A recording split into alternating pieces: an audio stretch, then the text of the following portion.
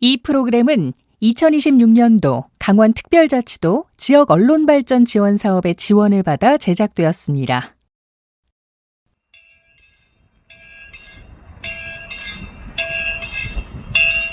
이 소리 기억하고 계신가요? 골목의 딸랑딸랑 종소리와 함께 두부장수의 목소리가 들리면 대접을 들고 후다닥 뛰어나갑니다.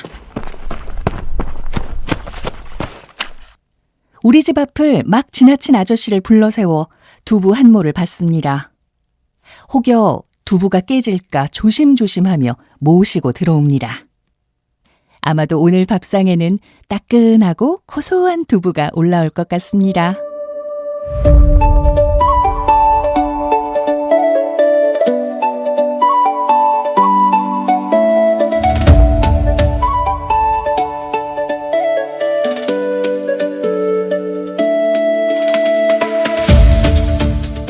TVN 강원교통방송 개국 25주년 기획특집 현지인이 추천하고 기사님이 보증하는 찐 맛집 찾아내기 프로젝트 강원 대동 맛지도 강릉 초당두부 3편.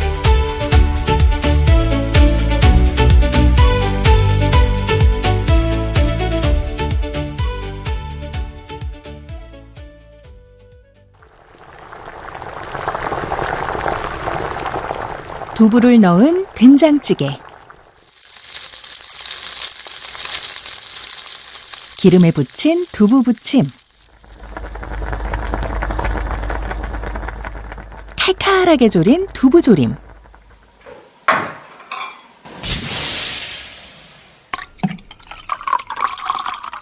막걸리 한 잔과 곁들여 먹는 두부김치까지. 두부는 우리에게 참 익숙한 먹거리입니다. 그렇다면 우리는 언제부터 두부를 먹기 시작했을까요? 농촌진흥청에 따르면 두부는 고려 후기에 중국에서 전해진 기록이 있다고 하고요. 조선시대에는 제수용, 행사용 두부를 만드는 두부 장인도 따로 있었답니다. 이렇듯 오래전부터 우리와 함께했던 두부. 두부 중 가장 유명한 두부라면 당연히 강릉의 초당두부겠죠. 초당두부는 강릉으로 부임한 한 관리가 만들었다고 하는데요. 황영철 음식 칼럼니스트의 설명입니다. 강릉 초당두부, 세월로 얘기하게 되면 460년 된 음식이죠. 그 허균과 허난설안의 아버지, 그 초당 허엽 선생이 강릉 부사로 있을 때 처음 이제 만들었다고 알려져 있잖아요. 허엽 선생은 이 두부가 맛이 좋기로 소문이 나자 자신의 호를 따 초당두부라는 이름을 붙입니다. 그런데 지방의 수령식이나 됐던 선생은 왜 두부를 만들게 된 걸까요? 초당두부는 허엽이 당신이 먹고 싶어서 만든 두부가 아니에요. 이분이 강릉 부사로 있을 때 그 지역에 극심한 가뭄이 들어요. 그러다 보니까 주민들이 기근에 시달리게 되는 거죠. 못 먹게 되는 거죠. 그래서 이제 강릉 부사였던 이 허엽이 고민을 해요. 야, 이거를 어떻게 해야 가뭄을 극복하고 주민들을 먹여 살릴까 생각했던 게 이제 뭐냐면, 우리 강원도가 콩이 잘 되잖아요. 콩에다가 강릉 바닷물을 이용해가지고 두부를 이제 만들게 됐거든요. 이게 사실은 먹을 것이 없는 주민들을 위해서 만들게 된 두부라고 보시면 되는 거죠. 백성들이 굶고 있는데 관아에 앉아만 있을 수는 없던 거였죠. 한마디로 초당두부는 갓 나온 두부처럼 따뜻했던 강릉 부사 허엽의 백성을 위한 마음이 담긴 음식, 백성을 먼저 생각한 애민 음식이었습니다.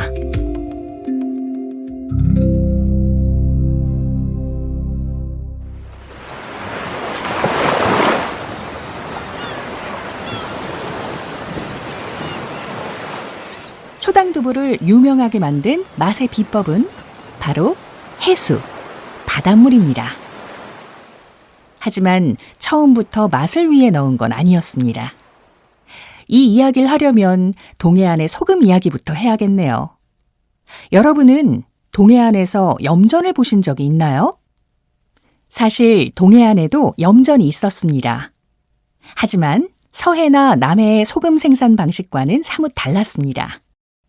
그리고 이 차이가 초당두부 탄생의 계기가 됩니다. 황영철 음식 칼럼니스트와 로컬푸드 연구소 연미소를 운영하는 김세경 소장의 설명 들어보시죠. 일조량이 짧아요, 동해안이. 그러니까 마릴 시간이 없는 거예요. 바닷물을 물고랑처럼 우리는 끌어들일 수가 없는 거예요, 동해안은. 그러니까 모래 땅에다가 진흙을 퍼다가 염전을 만들어요. 그럼 얼마나 고역스러워요. 그리고 한 열흘 정도 바람에 이제 햇빛에 말려요. 그 소금을 그냥 쓸 수가 있는 게 아니라 그걸 가마솥에다가 또 끓여요. 산이 많은 것 같지만 그런 것들 밥을 해 먹는데 땔감을 썼을 거고 생활하는데 땔감을 썼는데 소금을 만들기 위해서 땔감을 쓰는 것까지는 너무 어려웠던 지역이에요. 그래서 옛날 조선시대 같은 문헌을 보면 그런 땔감이 없어서 소금이 너무 어렵다. 그러니까 세금을 줄여줘라. 이런 문헌이 있을 정도로 소금이 조금 귀했던 지역이니 소금 한 주 먹기가 이렇게 힘드니 비싸고 귀할 수밖에 없고 마음 편히 쓰기도 쉽지 않았겠죠.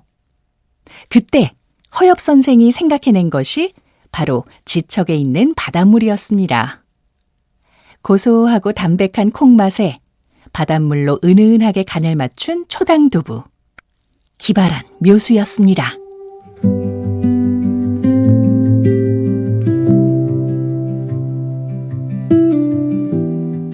초당두부 마을이 오늘날의 모습이 되기까지는 또 다른 시대의 굴곡을 거쳐야 했습니다.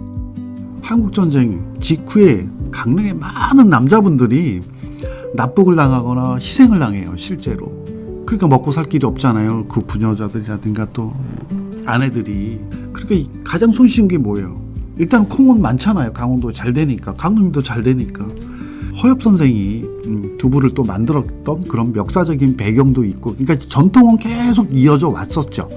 그러다가 이제 이런 이유 때문에 이제 1970년대 말까지 강릉 사람들이 이제 주택가에서 대야에다가 두부를 새벽부터 만들어서 먹고 살기 위해서 두부를 팔기 시작했죠. 초당두부는 원래도 집집마다 만들어 먹던 음식이었기 때문에 큰 미천 없이 쉽게 시작할 수 있는 장사였을 겁니다. 두부를 만들어 내다 팔던 어머니들을 초당마을의 안송자 씨는 이렇게 기억합니다. 여기에서 아침마다 만들어가지고 다라에다 달아 넣어서 할머니들이 그렇게 아주머니들이 이제 다라에다 넣고 중앙시장 아니면 신영극장 앞에서 파시더라고. 시장에 버스 타고 버스 종점에 가면 달아 있었어. 뭐 할머니들 10명도 넘어. 버스에다가 달아 이만한 거에다가 두부 담아가지고서 시장 가서 팔고. 사람부터 달아가 너무 쫙 서 있었고 이랬어 옛날에는.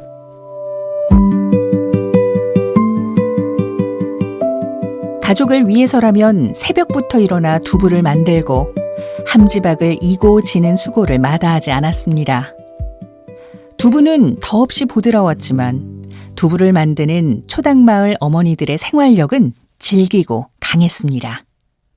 초당 두부마을의 성장사는 이들의 헌신과 함께 차근차근 쌓여갔는데요. 그러니까 이 마을이 바다하고 가깝단 말이에요, 유일하게. 그 다음에 79년도부터 아름아름 모여들기 시작한 거예요. 실제로 그랬었으니까 79년도도 소금이 귀했었어요, 비싸고. 그러다 보니까 초당 지역에, 초당 마을에 지금의 여기 이제 두부 가게들이 하나씩 모여들기 시작해서 지금 이제 촌락을 만들어지게 된 거죠. 사람들이 많이 들어오니 일단은 자꾸 두부집이 생기니까는. 지금은 여기 두부집이 뭐 20몇 개나 돼? 요 초당에만. 바닷물을 이용해 만드는 초당두부. 바다 가까이로 두부 가게들이 모이는 것은 자연스러운 일이었죠. 이후 교통망이 발달하고 강릉이 대표 관광도시로 성장하면서 초당두부는 수분 함량이 높은 특유의 부드러운 식감과 바다가 주는 감칠맛으로 여행객들의 발길을 붙잡습니다. 이제 골목 어귀를 맴돌던 두부장수의 목소리는 들을 수 없지만 초당두부 마을에 가면 간 만들어진 따끈한 두부를 맛볼 수 있습니다.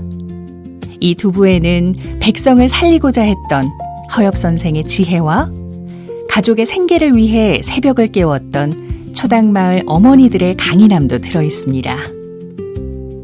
바다와 사람, 지혜와 삶이 빚어낸 음식. 강릉 초당두부입니다.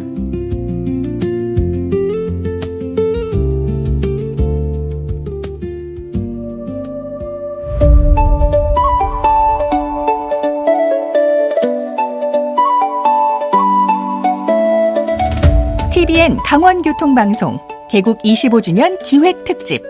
현지인이 추천하고 기사님이 보증하는 찐 맛집 찾아내기 프로젝트. 강원 대동 맛지도. 강릉 초당두부 상편. 지금부터 여러분이 알고 있는 강릉의 초당두부 찐 맛집을 알려주세요. 조건은 단 2개. 첫 번째, 강릉에 있을 것. 두 번째, 진짜 맛있을 것. 문자는 샵1059, 우물정 1059번으로 보내주세요. 단문 50원, 장문 100원의 정보 이용료가 있고요. TVN 교통방송 앱 토크보드 참여는 무료입니다. 청취자 여러분이 보내주신 맛집은 택시기사님들의 추천 맛집과 함께 실제 지도로 만들어질 예정입니다. 지금 바로 보내주세요. 목요일 이 시간에는 강릉 초당두부 하편이 방송됩니다. 이 프로그램은 2026년도 강원특별자치도 지역언론발전 지원사업에 지원을 받아 제작되었습니다.